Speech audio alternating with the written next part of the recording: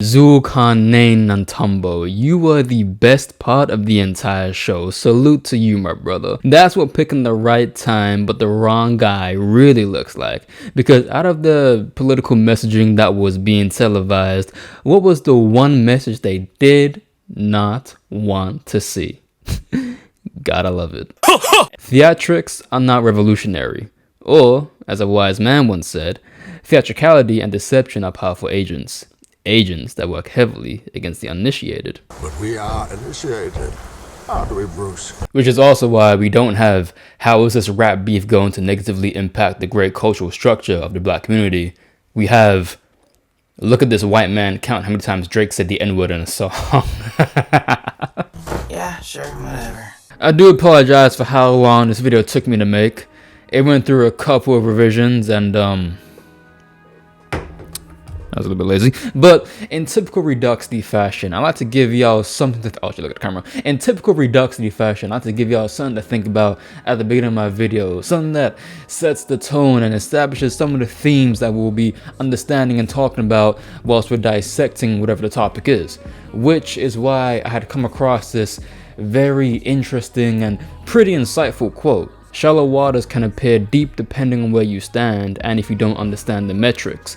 Therefore, from the collective that have become complacent with defeat, as long as one person can tread those waters, the rest will find victory in that. I find this to be a great quote that I made up because it not only represents how I feel about the subject of this video, but it's kind of how I feel about everyone, to be honest. I'm gonna say something that's gonna be forgotten about by some of y'all.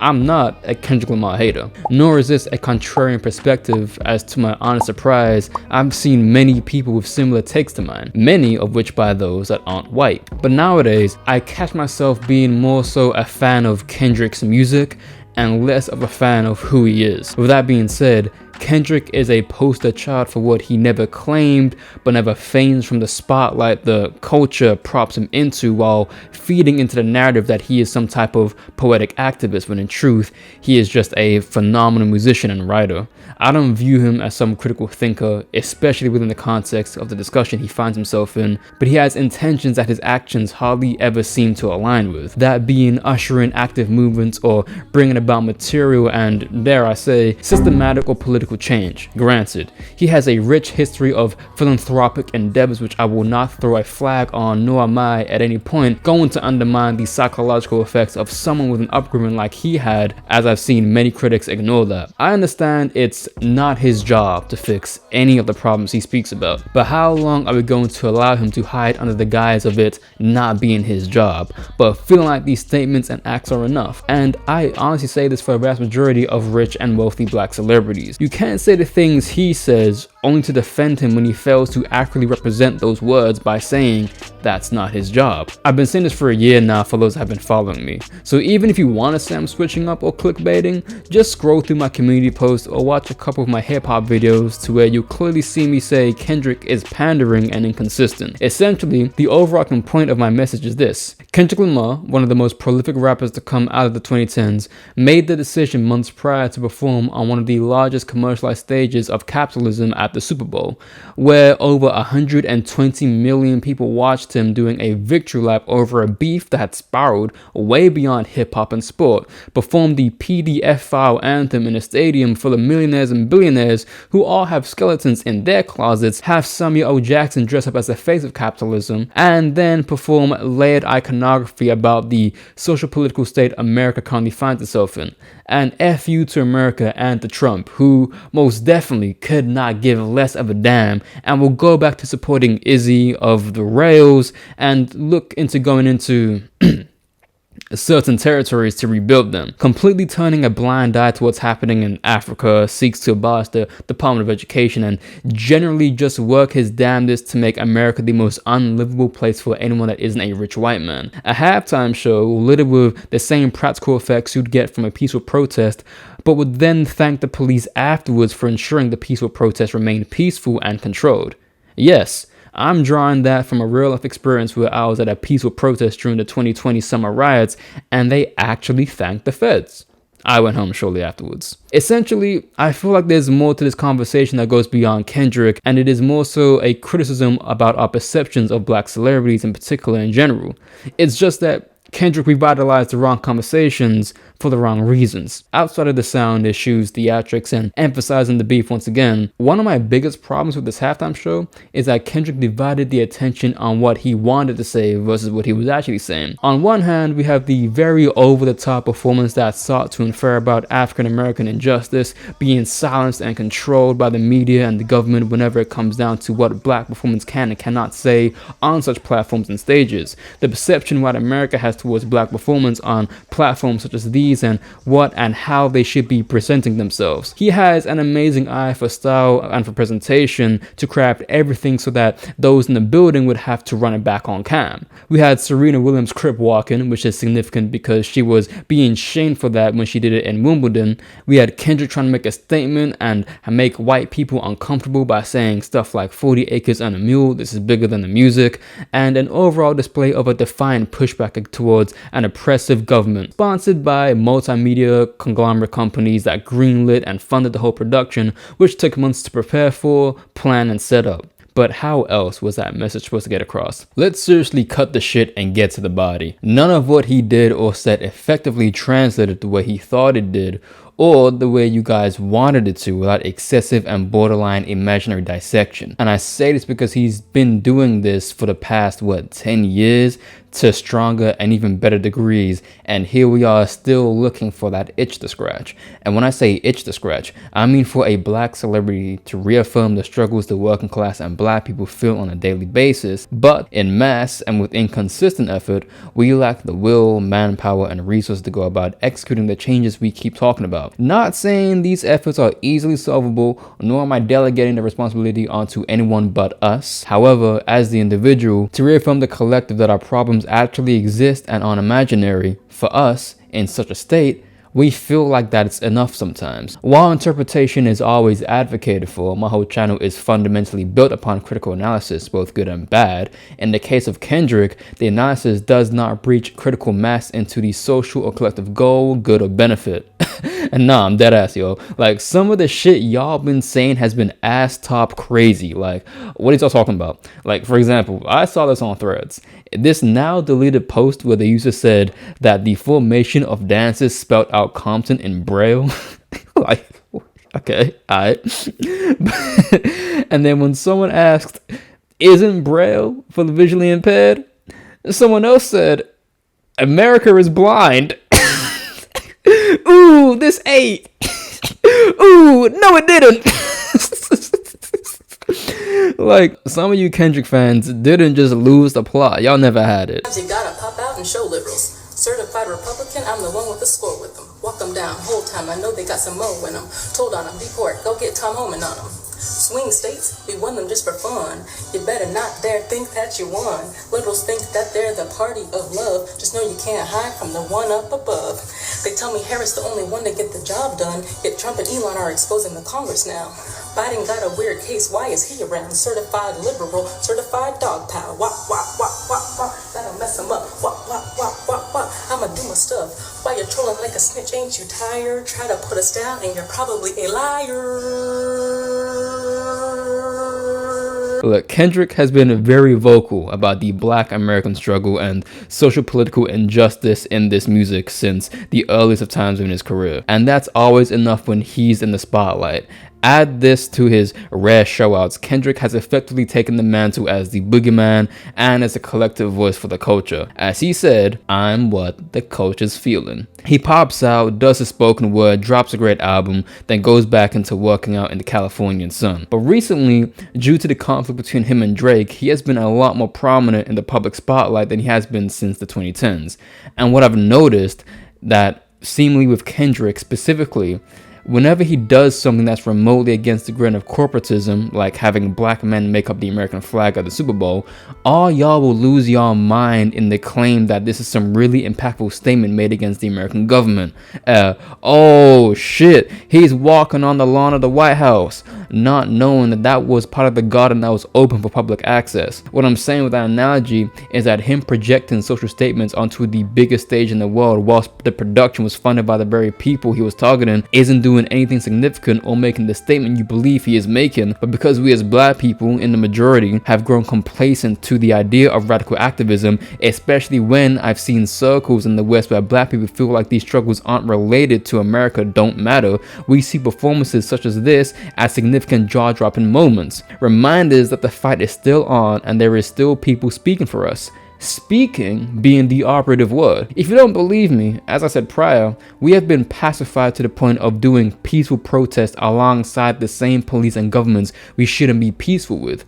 And that is essentially what Kendrick's performance was, a peaceful protest. And it is where I declare my statement that Kendrick isn't really our problem, or the person in the spotlight shouldn't be shone on so intensely, but you are.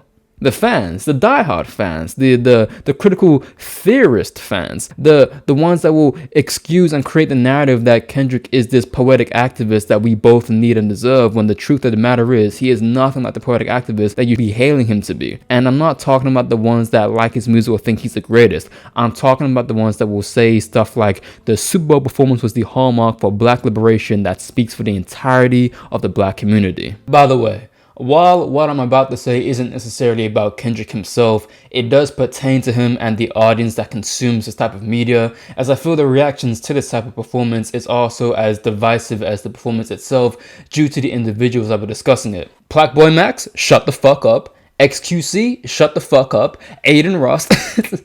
Aiden Ross. A vast majority of streamers that are of this ilk that all want Drake on your stream or desire to be or remain good with him just because he's sensitive towards any form of criticism, direct or not, y'all need to shut the fuck up. I've reached a point to where I don't like any of y'all, nor are y'all good, strong, ethical, and progressive representations of those within my age range, the youth, and measurements of success. And I don't feel like being nice about it anymore. Suck a dick. The opinions represented by y'all regarding this halftime show, your criticisms of Kendrick, are invalidated based off of the grounds that all y'all would have or already have platformed disgusting human beings with consistency. Aiden Ross platformed Andrew Tate, a racist, alleged trafficker, and an overall piece of shit. Donald Trump, need I say more, and Drake himself. So of course his allegiance is tied, yet he still wants to give his unsolicited opinions on black culture despite profiting from it and being known by exploiting said culture. XQC also had Drake on his stream, so I don't need to hear him voicing his opinion on anything, especially when, regardless of my opinion on it, the performance itself was designed to be a lot more interpretive, which invokes a strong critique of America and how they treat black artists, performers, and people overall. Limiting it to just it being underwhelming undermines the piece itself. Woo! White opinions are at an all-time high nowadays, ain't they? And Plaqueboy Max is just a dick-slurping clout chaser who is just another derivative of individuals that platform the most low-hanging fruit of entertainment. Y'all are the demographic of streamers that have a negative impact on the very culture you love to speak on and profit from, despite it being, to my dismay, that y'all influence far exceeds reasonable grounds as celebrities on the level of Drake, Will Smith. Hell, I wouldn't even be surprised if Barack Obama or Oprah put up on Kai's stream one of these days. We've seen the footage, the crowd was enjoying Drake, not every single one of them, but it's not as lopsided as y'all made it seem. I will openly critique Kendrick as I openly critique everyone, but I will not lie about bro. Fuck all y'all. And you know what? Pokimane saying white people didn't enjoy it is just also dumb as hell for multiple reasons, and for me of all people to say that is crazy. Like, I don't need no amen from y'all because I'm gonna keep it a pound. In regards to the AMPs, the Ty Lues, Plaque Boys, all of them, he talking about y'all. Let's be real. Cause what Kendrick say way back when? When I get signed, homie, I'ma act the fool. Hit the dance floor, strobe lights in the room. Such a little secretary bitch for the homies. Blue white devil and a fat ass monkey. I'ma buy a brand new caddy on Vogues. Truck the hood up 2 times, deuce folks. Planning on everything, planning on ready to bring mad to the game with a bad bitch chose. Like, dog, what? Come on, yo. Hit the press with a Cuban link on my neck. Uneducated, but I got $1 million check like that. Like, come on, yo. Piece it together. That nigga wasn't talking to me. I'm gonna let that be known right now. He was talking to y'all niggas. Now, to start the critique, I'd like to begin with the man Kendrick Lamar referenced in such a meaningless jest. Gil Scott-Heron is one of the most influential African-American musicians of his time, whose legacy has greatly inspired and influenced hip-hop throughout the years, being cited as the godfather of rap, being sampled by the likes of Jay-Z, Common, Nas, Freeway, Q-Tip, Travis Scott, and Kendrick Lamar. Born in Chicago, he was the son of an opera singer, Bobby Scott, and his father was a Jamaican football player who was the first black player to play for the Celtic Football Club. After his parents had split, he would live with his grandmother in Jackson, Tennessee, where he would both witness and experience the violent racism and segregation that had been a commonality in the South. However, after the passing of his grandmother, he would move to the Bronx to live with his mother, to where he would study at the Fiddleston School, earning a full scholarship after impressing the head of the English department with his creative writing. Knowing he would be one of 5 black students at Lincoln University in Pennsylvania, coming from a drastically different social background and class, he was asked by a school official how would he feel if a fellow classmate arrived in a limo whereas he would have to commute up a hill from the subway, to which he famously replied saying, "Same way as you. Y'all can afford a limousine. How do you feel?" Note, not how would you feel, but how do you feel? Throughout the 70s and thereafter, Gil Scott would launch a successful music career compounding elements of jazz, blues, and his spoken word to make his songs that revolve around racism, social injustice, civil rights, and environmentalism, among many more subjects that were very present and relevant at the time. He had this incredible charisma in his music where he sung and played with passion and intent, but it never came at the cost of his message or his sound, especially when taking into consideration his own personal challenges, with songs like We Almost Lost Detroit, which was about the meltdown of the Enrico Fermi nuclear station, which he also played at the No Nukes concert at Madison Square Garden that was in protest of the excessive use of nuclear energy, and Message to the Messengers, which is a record speaking to the up-and-coming artists as a warning of avoiding the traps and plots set against the black community, and to advise them to not forget who they are, who the opposition is, and what it is they should always be fighting for. And the highlighted record, The Revolution Will Not Be Televised, the same record Kendrick mentioned at the Super Bowl performance. Here is where I'm going to draw the comparison between who Kendrick is and who Kendrick thinks he is, and who y'all think Kendrick is. The point of The Revolution Will Not Be Televised is the fact that the revolution will not be broadcasted on national TV to divert, manipulate, and control the masses. I'm sure we all already know this. It will not be supplemented with ads and commercials that seek to mitigate or devalue the reality of what the oppressed face on a daily basis. The revolution will not be brought to you and sponsored by NBC. It will not be brought to you and sponsored by Apple. It will not be brought to you and sponsored by Amazon, and the revolution will not act as a halftime show that will bring you no material change. To say the revolution will not be televised means we are not watching what the fuck is on the news, because we're advancing the very news stations that are misrepresenting the news of the world and the reality in which the masses go through. You cannot have a revolution brought to you by the very enemies that the revolution is targeting. The revolution is to not be exploited for capital gain and an increase in viewership, retention, and revenue. The revolution is not supposed to be backed by money that doesn't go back into the communities it exploits. The revolution is not supposed to be televised. Kendrick misunderstands this by trying to do something creative and unique with an already unique concept. He would later follow that by saying, "They picked the right time, but the wrong guy." I beg to differ. The one thing everyone loves to see is a hero fall. Drake, who has been the biggest name in hip hop for the past 10 years, publicly lost the biggest rap feud in hip hop history. Companies that couldn't give a rat's ass about rap or hip hop jump into the opportunity to also clown Drake. Once again, we see mega corporations exploiting the culture and black men for marketing purposes and to increase their reach. Every athlete, rapper, teacher, politician, news anchor, even your grandmoms cannot escape the beef between Kendrick and Drake.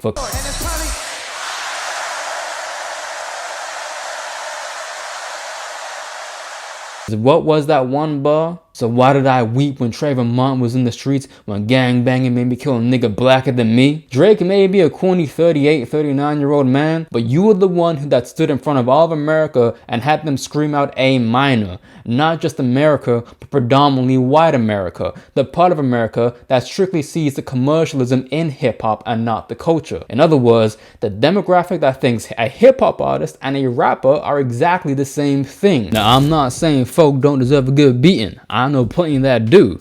As a wiser man once said, revenge is good, Bastards needs killing, but not at the expense of a division that diverted the signals and the message. The revolution was not televised because a revolution did not happen and your actions do little to ignite one. You cannot say all of that and then end by saying, turn the TV off. The messaging conflicts with the action because we hear what is said, not what was written.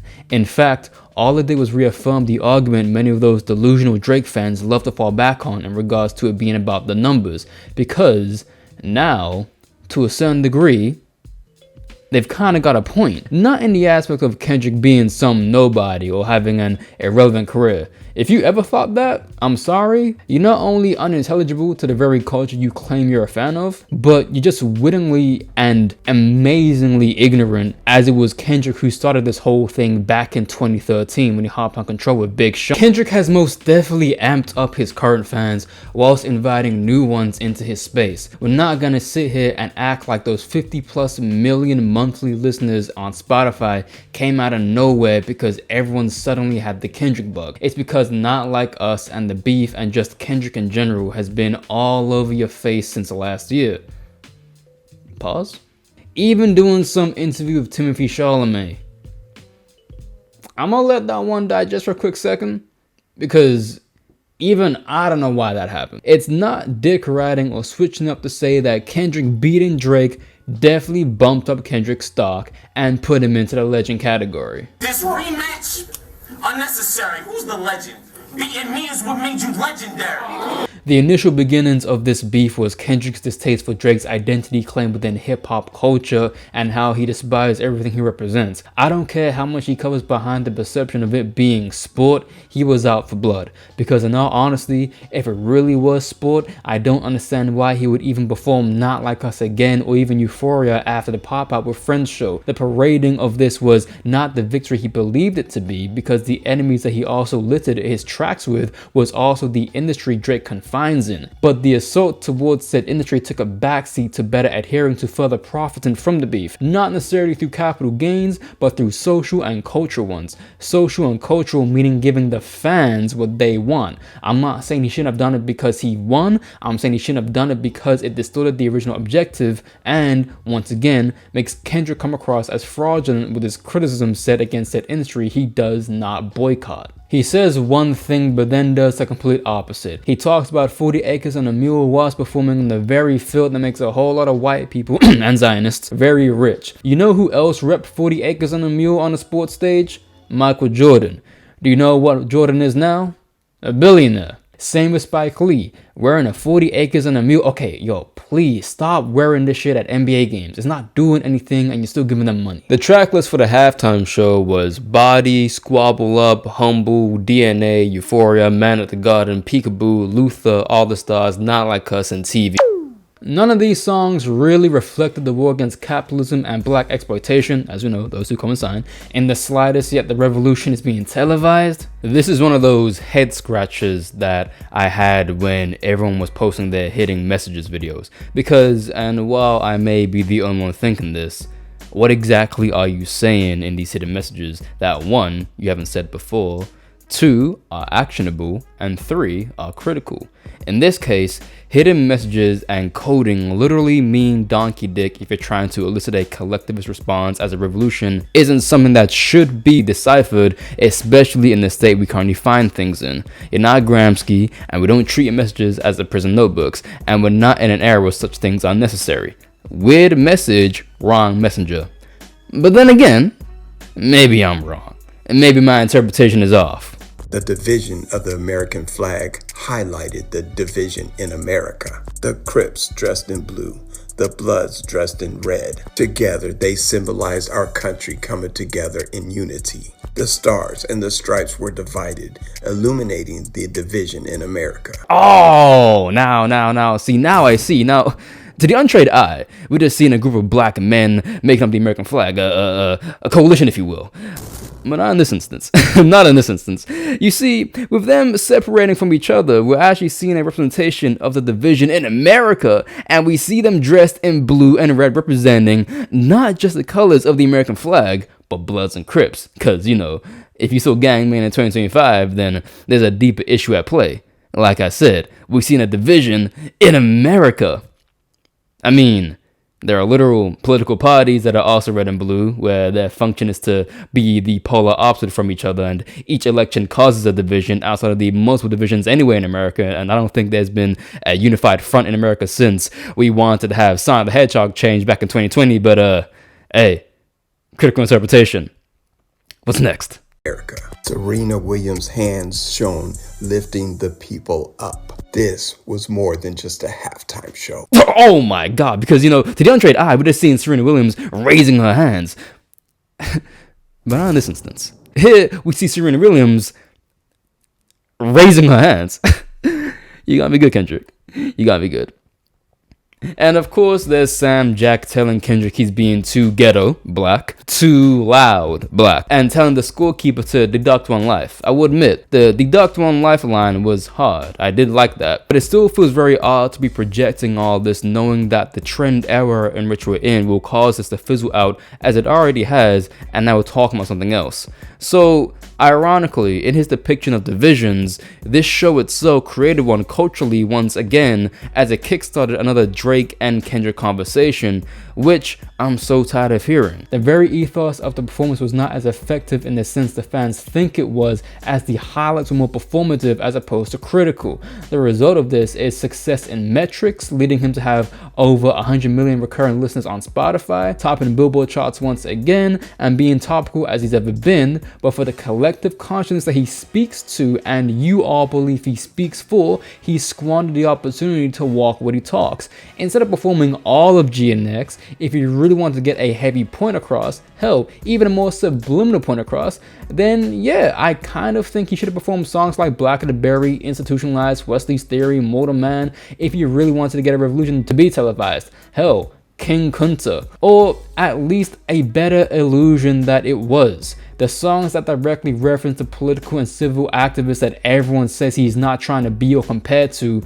but holds that image. While it will not compare those like Gil Scott, Charlie Parker, Miles Davis, Bob Marley, or Nina Simone to him, because the times in which the former artists lived through were times which were explicitly and directly linked to their music, and a lot more different towards black people growing up and living throughout that time period. But you know what?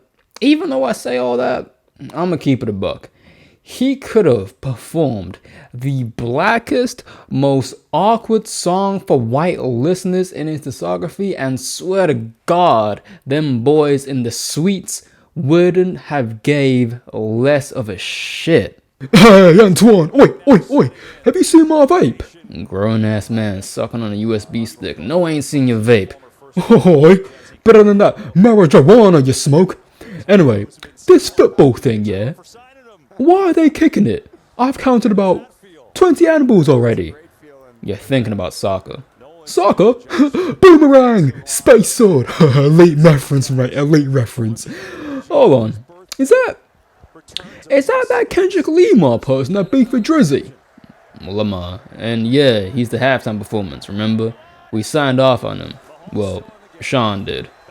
I thought we were doing Wayne Rooney. Aight, now you're just doing this on purpose. Oi, what's he saying? The revolution will be televised. You picked the right time, but the wrong guy. 40 acres and a mule, this is bigger than the music. You hate me, don't you? You hate my people, your plans to terminate my culture. You're fucking evil, I want you to recognize that I'm a proud monkey. You vandalized my perception but can't take style from me. What's he on about? He's doing a song about white supremacy and the institutionalization that your people subject upon us. Huh. So, he's protesting. Uh-huh. In Louisiana. Uh-huh. On the same lawn that we paid to have cut. Uh-huh. With the same money that we used to pay for the production and all the expenses.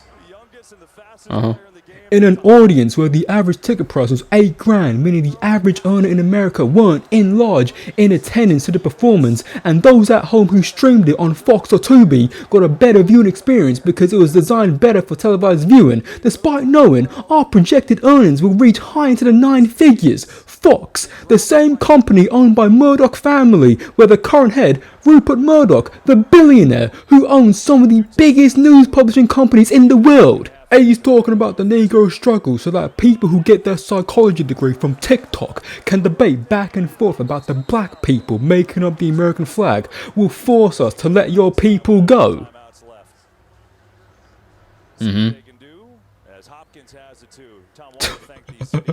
What a fucking numpty. Don't you care?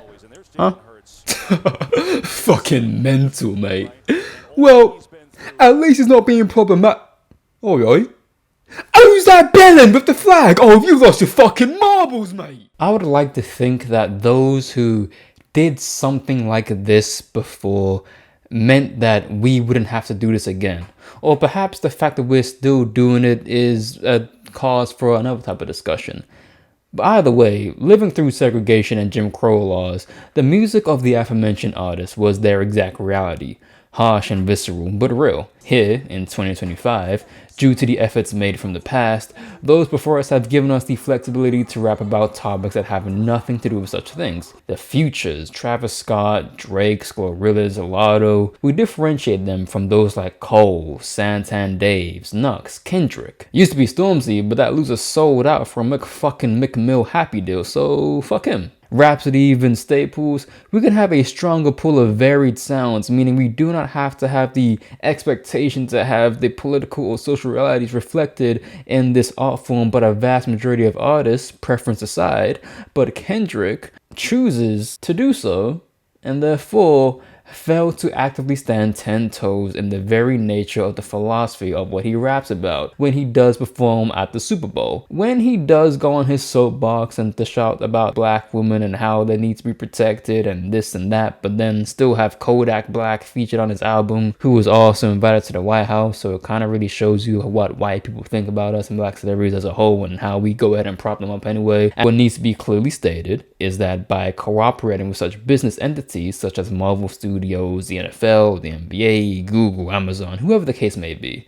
you will be limited and restricted to what it is you can and cannot say and what you want to say. Therefore, social, civil, and political statements, whilst the aforementioned companies serve as your benefactors, will always have the final say on authoritative and executive decisions behind the literature you wish to have realized. It is, however, under the pretense that these major companies allow the production and publication of products that critique the social strata of society or make up the socio-economical and political critiques, it gives this very weird illusion of self-deprecation and self-awareness. For example, the movie Don't Look Up, a movie starring Leonardo DiCaprio, who is a known environmental activist and created a foundation under his name which supports organizations that are dedicated to creating and developing sustainability projects, critiques the passivity and general populace have towards cataclysmic events and the ruling class who would rather run the risk of enduring a cataclysm as long as they can capitalize in the opportunity to obtain invaluable resources. Or Sorry to Bother You, starring Lakeith Stanfield,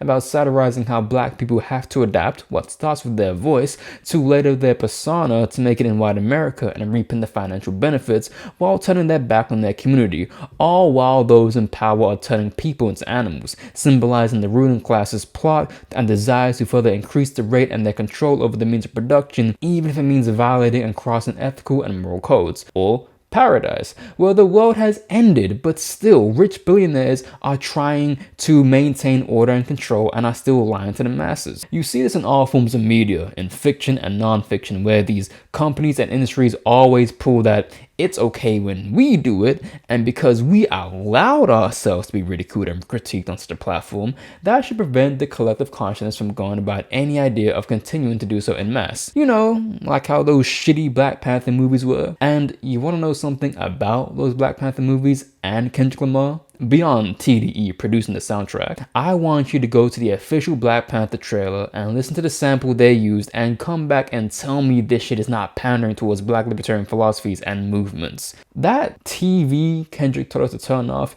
is the same thing they've transformed Kendrick into. Just another weapon. Oh yeah, on the surface he is the emblem of black libertarian thought, our ideals and visions made manifest, coalesced in the body of a young man from Compton who has never decided to stray from that path, who we have decided to speak for us, a man who has never removed the philosophy of what he believes in his music, a man who knows more than we give him credit for, but he's still just a man nonetheless. and he's still part of the wrong collective. The collective that leeches off the very culture he speaks for. A man who will praise the very people that he should be condemning. A man who would, despite knowing everything that's happening in the Congo and the other countries in Africa, would flaunt a jewel-encrusted chain which is seen to be a reference to his A minor line. Imagine that.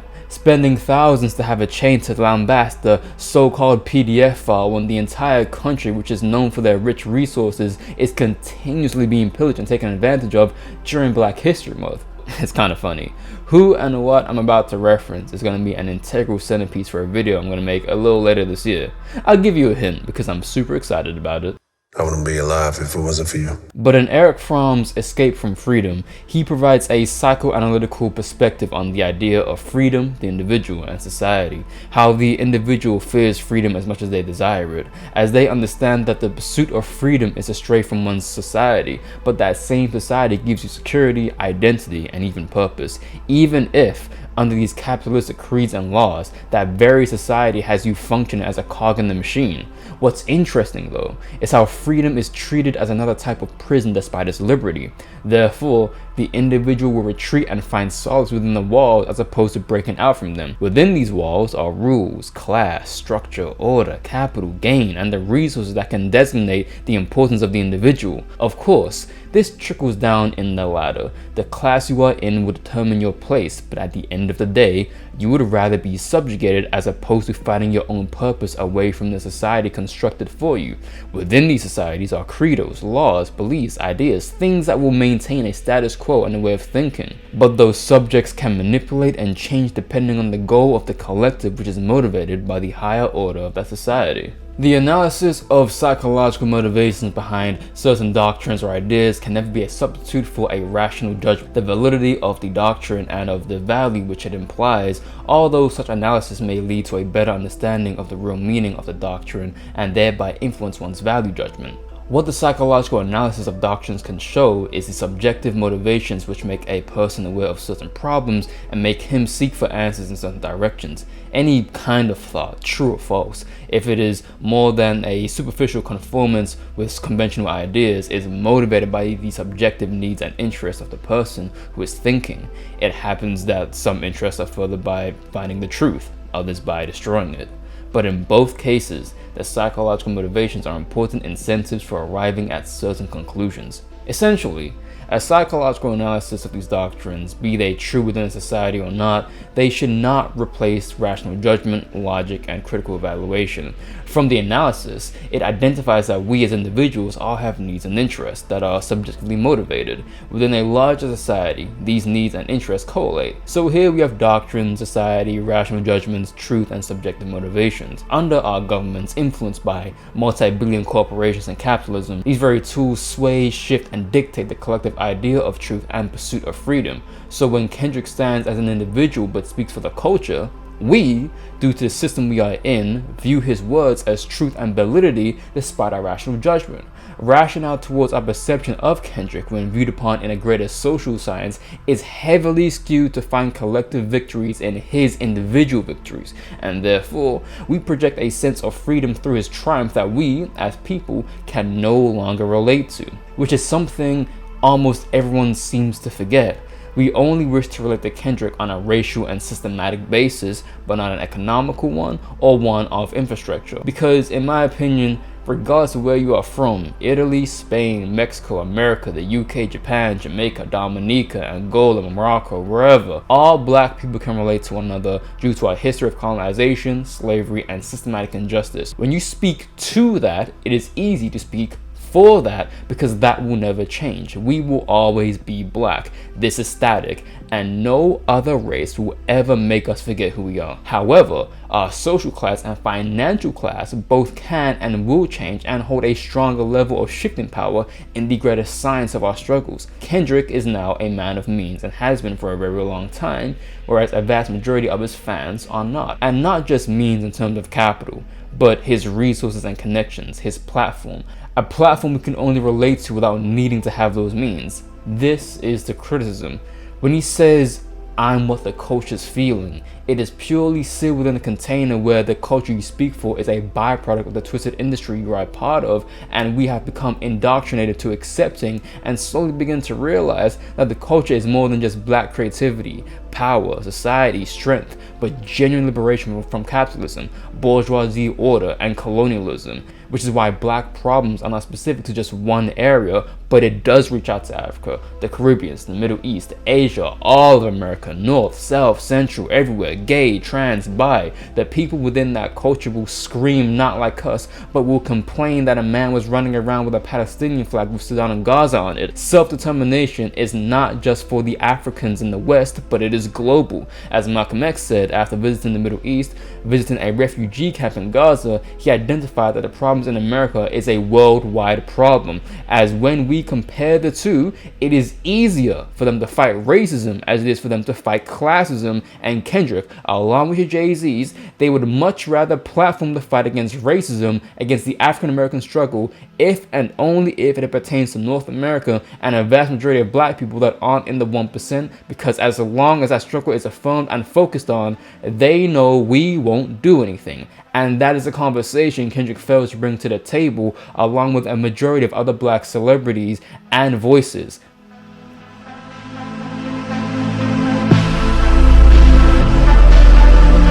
Except Macklemore, for some reason. Somehow, we're getting shown out by a white man who made a song about popping tags and robbed Kendrick 10 years ago. So, I think we're all just kind of disorganized, quite frankly. Fuck Stormzy. And fuck academics, just cuz. And Snoop Dogg. And 50 Cent, Rick Ross, Mike Tyson, anyone that aligns with Trump nowadays, really. Or this is on, anyone who's on that side, matter of fact, anyone who has that opinion, fuck you. Like, I really don't care to have some type of debate no more. It's either we throw hands or you change sides. That's it. Look, I had a wife longer than you've been alive. We ain't doing this right now. Shit, I don't know. To me, all this sound like a you problem. It is a you problem. Quit playing with me. Look, I'm just trying to find my wife. And they got apps for that. Don't be trying to fuck up what I got going on because you can't get it right. Who can't get it right? Me. You? Exactly. Look, I don't know who you think I'm talking to, but I better watch out on you. You an Audi, but I'm the one outside. I'm not gonna take this from me, you, me, myself, looking ass nigga. What you wanna do? Step outside then, bitch. You ain't about it. Bet, you better get disconnected. Quit playing with me. Where you at, fuck nigga? You'd think, after that halftime show performance, that things would, and I say this loosely, simmer down. Or, at the very least, Kendrick's name would slowly leave the spotlight, which illuminated his presence so intensely.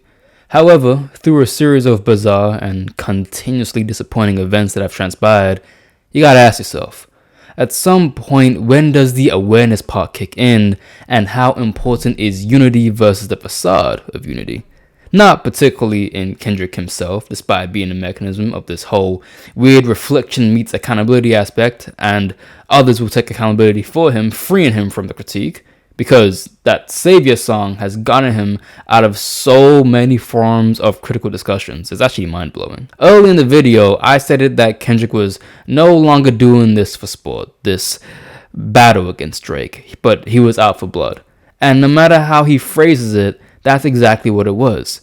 He compared Drake to Epstein and said he should die. That whole Meet the Graham song was a straight massacre. I don't know what kind of sport you playing, but you only talk like that in battle rap, or if you want to go for someone's juggler. And when I say battle rap, I don't mean that whole 30 under the 40, that's an improper fraction type battle rap. I mean that whole your father was just another lost nigga type battle rap. In doing so, he platformed one of the most memorable angles towards Drake, that being his affinity to date women younger than him, and essentially just call him a creep. In case some of y'all missed it, because let's be real, some of y'all only look at my words and hear my words in isolation and not in the grander context of what I'm saying, I'm not defending Drake. I'm not on Drake's side. I'm not even on Kendrick's side. I just think he won, but that's about it. Which, that statement alone requires a footnote. When the smoke has settled, a year after the beef and all the battles and so on and so forth, and all those auxiliary members that jumped in, like Chris Brown and who's the other boy name? Quavo? Offset? One of them two. If you thought Drake won at any given point in time, and then you come to this video and you have an issue with what I'm saying, something's not matching up with your line of logic. Because the overarching point behind Kendrick versus Drake can kind of be summed down between culture versus the commercialism of hip-hop, where we know the commercialism being the hip-hop artist, that is Drake, versus the culture artist, which is hip-hop in Kendrick. And the entire point of the feud between them was the conflicting tales of what hip-hop is supposed to be versus how hip-hop is currently being perceived, used, marketed, and essentially contorted to better fit the lens of corporate interest and corporatism. As we know, hip-hop is a capitalistic cash cow for a lot of companies out there and conglomerates out there. Even with the statement of me saying that I just think Kendrick won, it's not as baseless as just saying he won a rap feud, but it really does create the difference between those that see the culture in hip-hop and then by relation the culture in black culture, and then those that just see the exploitation of commercialism in hip-hop and the consumerism in hip-hop and how white people see hip-hop. Which I remember a conversation I had with Cobra about a year ago, shout out to the boy. I want to say it might have been before Euphoria dropped. No, I think it was after Euphoria dropped. We began talking about the economic benefits this beef has, both in attention and in capital. One of the reasons that we speculated that this beef would be both good and bad for the greater interest of these companies is that on the good side is that it brings in a lot more attention, it brings in a lot more conversation, it brings in a lot more engagement, and it brings in a lot more marketing opportunities to capitalize on. The bad side was that Drake has been hip-hop's driving vehicle for capitalistic interest and the #1 cash cow who has hands everywhere else in gambling, betting, sports, streamers, especially in the streamers, and they're able to use him and vice versa. That's why when I saw the opinions of your Plackboy Maxes and X2Cs, Aiden Rosses, I don't take it with like a grain of salt. I just piss on their opinions because it means shit. Because at the end of the day, they don't care about the culture of hip hop because they're not actual hip hop fans. They are hip hop commercial fans that like making money from it. And it's also why I found it very weird when you'd have hip hop heads and hip hop veterans and legends within the hip hop culture pick the side of Drake throughout the entire beef, despite knowing what Kendrick is representing during the battle. That's what kind of felt kind of weird to me. That's like seeing Jadakiss say, yeah, I want Drake to win. But then even after saying all of that, it's why I find Kendrick's actions to be so weird and seemingly paradoxical. Kendrick kinda assisted in making the whole haha you touch kids thing funny. Very recently, there has been this growing trend of streamers and content creators walking up to predators, groomers, and overall weird men with these weird intentions, confronting them, slapping the shit out of them. Now honestly, at first, I liked it. There's nothing better than seeing PDFiles and assaulters getting their nasty ass beat. Hey yo, look, I'm gonna keep it a foul. I ain't never seen someone get alley-ooped like that before a day in my life. I mean, platforming it in this society that we currently find ourselves in was a recipe for turning it into a trend that would both turn the act from something that had some element of, dare I say, nobility in it, into something of a superficial vehicle to drive more engagement and attention. This I know when I saw Lil Pump doing one of those and realized it was just another cause turned into entertainment led under the guise of it being for the betterment of the community. Like attacking individual nodes as opposed to creating preventive systems entirely. What I'm illustrating with this is that something that should be very much condemned and not used as a proxy of entertainment became something many people tune into, fabricated or not. The same way we would see Conan O'Brien on stage at the Academy Awards once again, the Academy Awards, and crack a joke saying, we've reached the halfway point, which means it's time for Kendrick Lamar to call Drake a PDFile. Don't worry, I'm wired up. And there's just something about that I don't like. No. You see, the Academy Awards takes place in Hollywood. The Hollywood industry has a very rich and documented history of grape, assault, grooming, coercion, casting couches, manipulation, and pretty much anything else you can think of. So to have a joke made at the expense of two black men that engage in a feud that none of these white people give a fuck about strikes me as pretty hilarious. What would you say about that, Eisen? It strikes me as a bit comical. I agree. Comical. Hysterical even. What exactly are we laughing at with this? The joke told by a white man to a bunch of people profiting from a shit-stained industry where the more engagement this gets, the more relevance can be cashed in from it. Just ask Stephen A. He's had LeBron's dick in his mouth ever since the confrontation. Seriously, dog. Shut up.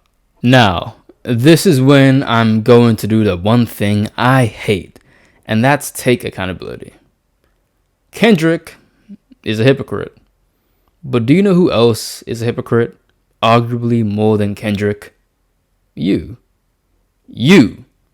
are a hypocrite. I am a hypocrite. Jessica Pearson is a hypocrite. To be a fan of hip-hop the same way we are a fan of most things is to concede to the reality that the very art form you consume has had many of its building blocks cemented by piece of shit individuals who were key and integral agents of its greater social and economic expansion. P. Diddy's business ventures that greatly propelled East Coast rap and bringing in new talents such as Usher, Mary J. Blige, and Biggie. I'm pretty sure a vast majority of people knew what the fuck he was doing all this time, but that's the industry. I'm sure that's what they told themselves. Therefore, it then becomes difficult to hold certain individuals accountable for their lack of action or contradictory decisions when we ourselves remain consumers of that same market even after knowing what we know now in regard to all these people. For example, I have an iPhone. I'm eligible to make profit on YouTube, which is owned by Google. I go to work. I buy groceries at mega corporations that really couldn't give a shit where their produce comes from as long as they get it. I am no moral judicator, and I would never assert myself to be one.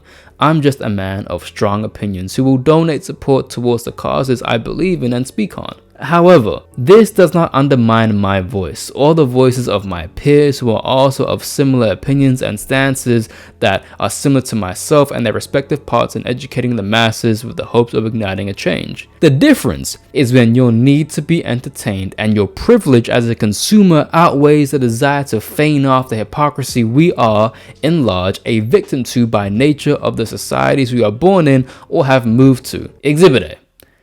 Kanye West is a slur that hasn't even been invented yet. Kanye West is a broken man who has lost his way many years ago. We all let that slavery is a choice thing slide, which is such a weird and bizarre thing to me, and people still collaborated with him, respected him, and bumped his music. He wore that MAGA hat, we still wrote that off. We just wrote all this off as, oh, Kanye's just being Kanye. But it progressively grew and grew and grew. But now, he's straight up kicking it with white supremacists and the Tates. He paid money, real money, money that some of us will never see in our lifetime, to get a certain symbol around his neck. He goes on a multitude of weird rants on Twitter, and despite everything, y'all will still give that man a pass. At what point does the hypocrite just become a conscious enabler? The criticisms I give Kendrick, all things considered, are really light. His inconsistent stances are just that, inconsistent. He'll do his little raps and then hop on a track with Cardi saying he's his evil twin, and to be honest, I'm not even cracking him for that, because I myself will listen to that song and bump my head to it, so where do I stand in that regard? There's nothing wrong with liking Kendrick's music, connecting with it, hell, even believing he asserts valid truths. But to cite his legacy as progressive activism? I don't know. We can look at Kendrick as a fundamentalist in hip-hop of sorts, especially when we consider the West Coast sound. Once again, I'm never going to remove the struggles that man has gone through in his life growing up in Compton. I mean, he saw someone get his chest blasted open with a shotgun. Like, my criticisms should never be interpreted as a means to reduce, diminish, or even lambaste his achievements, no matter what I think about how he conducts himself. However, we just cannot look at Kendrick the same way you look at Muhammad Ali. You really just can't. But where we differ is I don't fuck with someone like Kanye at all. He could have dropped the coldest album in the world. I would have not listened to it. I still have not listened to it. I'm not going to listen to it. I'm never going to listen to it. I'm not going to listen to a project where a black man straight up said, I'm chilling with my white supremacist. He stood next to Nick. No, he stood next to Nick. No, deadass, y'all, because y'all high key pissing me off. He stood next to Nick Fuentes and said, I'm chilling with my white supremacist homie, and y'all still clap him. I don't think y'all understand how annoying. Our hypocrisy to the art form is almost a requirement to enjoy the art form. This isn't to say hypocrisy is an immediate bad thing amongst us. After all, many of us are mere spectators and passive listeners, and we are not actors of the media we consume. However, if you feign into the hypocrisy while still enabling the most negative and even degenerative aspects of that same media and art form, and then further propel that to further interest your own entertainment and your privilege as a consumer and your social standing, then the conversation becomes different. Then it breaches beyond critical analysis. It goes into a moral observation of your ethics. While it would be easy to just claim the position that we are in as consumers, avid listeners, and fans, that what we do and say would not greatly impact the trajectory of the genre of music that we like, or even an artist's career because of the business itself, that being one which is owned by Zionists, backed by billionaires, and finds itself being elements for political direction, as little impact as it has, to claim that we have no significant impact couldn't be any further from the truth. People often forget that the consumer is quite literally the only reason why these individuals have a platform to continue to nurture and flourish to begin with. While there's discourse of bot streams and industry plans, there is still a strong level of agency when it comes down to choosing who you devote your attention towards in the genre of hip-hop and rap. Its growth out of its infancy, and as we now see it now prosper into adulthood, the claims of what it is and what it isn't becomes a lot more divisive. Claims of who is hip-hop and who isn't hip-hop, who is and who isn't allowed to be involved in hip-hop, critique hip-hop, profit off of hip-hop. These conversations are becoming a lot more prevalent and, in my opinion, has met a series of points of contradictions where the conversation, i.e. the culture, folds into itself becoming a lot more different. Where my light Hegel fans at? Hip-hop, to the traditionalist, is in a decaying or already dead state desecrated by the likes of your Playboy Cardis, Futures, Lil Uzi Verts, Ken Carsons, and all them tatted up opium boys. Hip-hop, modernists? I don't know what to call them, but I'm just calling them hip-hop modernists. Hip-hop modernists embrace the constantly evolving genre, acknowledging that its growth leads to a more varied sound and explored avenues to explore and develop. And then you have those like me that know that this shit will grow as long as it keeps making money and remains divisive within the black community. In my Black Image is Killing Hip Hop video, I already discussed how the surface potential of various artists intertwine with the profit margins of the record labels, who they decide to push out and market, and who they decide to book for more events and venues. Case in point, Kendrick being the halftime show performance drove speculation behind why he was really chosen, with many claiming that if it wasn't for the beef with Drake, then he wouldn't have been the one to actually go ahead and perform. I'm not aligning myself to that notion, but I'm kind of able to understand the reasoning behind it, as it was the most viewed halftime show ever, and conflict is the best way to drive attention and reach, especially when it concerns Mr. My Brother Lamar versus Mr. Lightskin Colonizer. Like I said, seeing the money in the culture versus the culture itself, which is where I asked the question that rounds this up. Kendrick Lamar is hip-hop's Black Panther. Literally, he is the anointed one. He is the only one that emerged from the modern era of rap and found his way into the top 10 greatest hip-hop artists of all time debate. As the general consensus would say, y'all remember that Billboard list? Crazy times. He is the one who dropped 2 back-to-back classics within 3 years of each other. He put the West Coast on his back and did something no other rapper really cared to do or was able to fulfill to such strong degrees, bring the traditional nature of hip-hop back into the mainstream light as a new artist. For the last 15 years, America had a savior in hip-hop. There was no one in the East or the Midwest that measured up to his accolades, and the South, while successful in metrics and shifting the sound of hip-hop, didn't really have anyone that reached the heights of Kendrick. No features in him, nor the Migos. The key word I said earlier was traditional.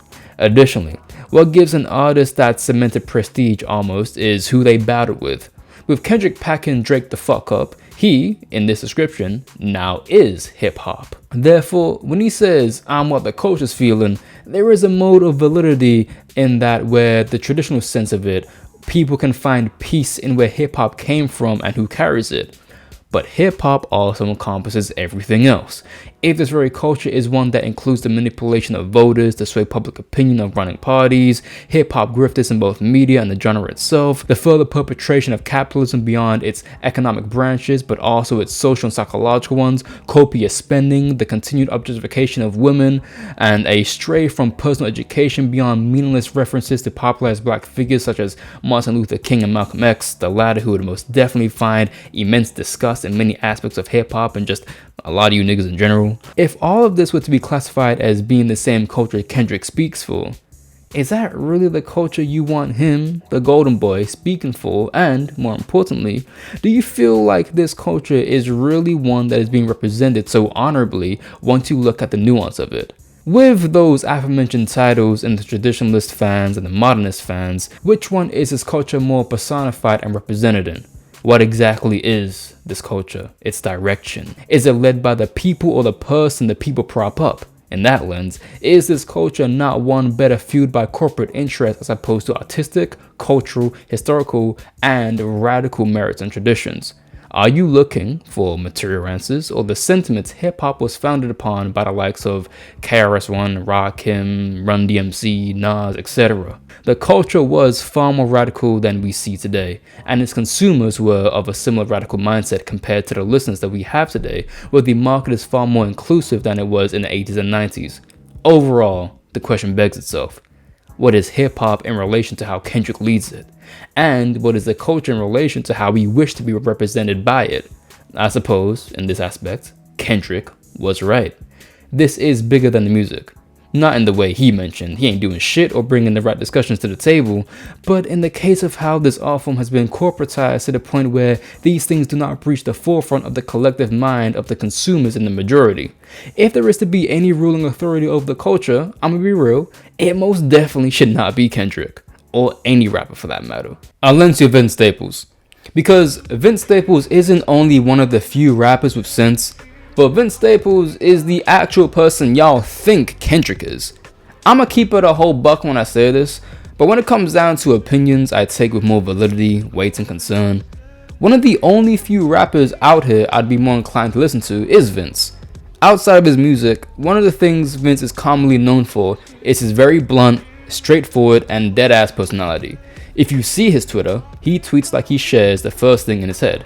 But he's being dead-ass the entire time, and he never strays away from the more serious and lingering issues, not just within hip-hop culture, but hip-hop economy. When the Kendrick and Drake beef was at the very height of its coverage and relevance, shortly after Kendrick dropped Not Like Us, someone asked him who he thought won between the two rappers. Instead of playing politics to potentially keep relationships or picking a side as many others would do, he instead highlighted a current change within UMG to where it absorbed a majority of independent labels and departments which had designated roles and positions for a vast majority of employees who are now without a job. This also relates to how AI and machine learning is continuously seeking to render jobs that require human labor to be more autonomous, especially how we see in the tech industry with the shifting economy post-COVID have replaced more admin, programming, and software jobs with AI. We also see this in the legal field and music field where we have contract writers, paralegals, and copywriters becoming more and more scarce within the work field. All while this is going on,